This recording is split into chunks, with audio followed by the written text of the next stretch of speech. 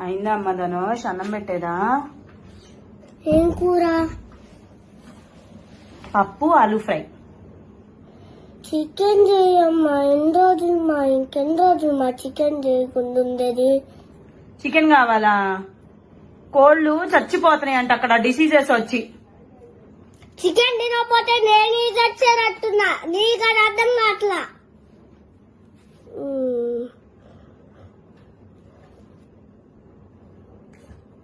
నువ్వు పో అమ్మా. నువ్వు వెళ్ళి తినిపో పప్పు. నాకొద్దులే పప్పు.